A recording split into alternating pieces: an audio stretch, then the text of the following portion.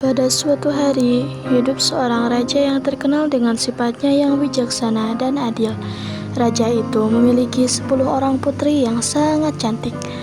Anak-anaknya memiliki nama yang berdasarkan dari nama warna. Dari nama putri sulung yang pertama, yaitu Putri Jambon, selanjutnya Putri Nila, Jingga, Ungu, Hijau, Biru, Kelabu, Merah Merona, Oranye, dan putrinya yang terakhir yaitu bernama Putri Kuning. Tetapi kebahagiaan itu pun kurang lengkap dikarenakan istrinya meninggal pada saat melahirkan Putri Kuning dan dikarenakan sibuk mengurusi kerajaannya. Raja itu pun semakin jarang bertemu dengan putri-putrinya. Ke-10 putrinya tersebut dirawat oleh seorang inang pengasuh dan kemudian mereka tumbuh besar menjadi anak yang sangat manja dan selalu bertengkar. Dan dari anak-anaknya itu hanya putri bungsu yang tak pernah terlibat dari pertengkaran kakak-kakaknya dan ia lebih senang ketika bermain sendiri. Pada suatu saat raja ingin bepergian. Ia berkata, "Ayah akan pergi tak lama lagi. Apa kalian ingin sesuatu?" tanya raja tersebut. 9 anaknya pun sibuk menyebutkan berbagai barang mahal, contohnya seperti kain sutra dan juga perhiasan. Tetapi berbeda dengan saudaranya yang lain, Putri Kuning pun menjawab, "Aku tak mau apa-apa. Aku ingin ayah kembali dengan sehat dan juga selamat." Raja itu pun tersenyum kepada anaknya mendengar putrinya tersebut. Dan selama raja tersebut pergi, kelakuan dari ke-9 putrinya semakin menjadi. Mereka hanya bersenang-senang dan kemudian menyuruh para pelayan dengan seenaknya saja.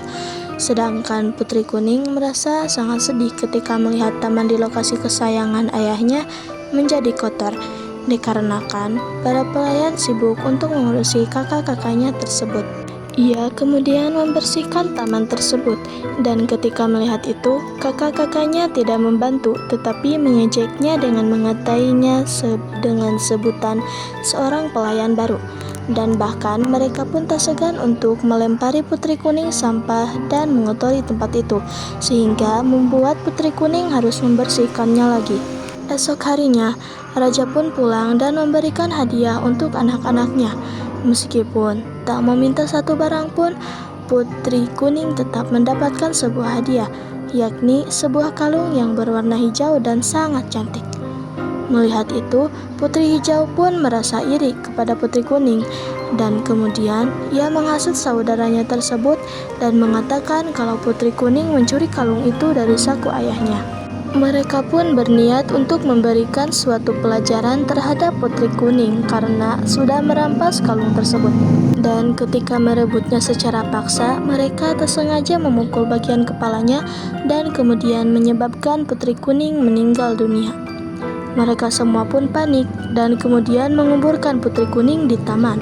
Dan tak ada satupun orang yang berani buka mulut tentang peristiwa tersebut. Sudah berbulan-bulan raja tersebut mencari Putri Kuning, tetapi ia tak menemukannya. Dan pada suatu saat di atas pusara Putri Kuning ditumbuhi suatu tanaman yang berwarna kuning dan memancarkan aroma harum. Raja tersebut merawat tanaman itu dan menamainya dengan nama Kemuning.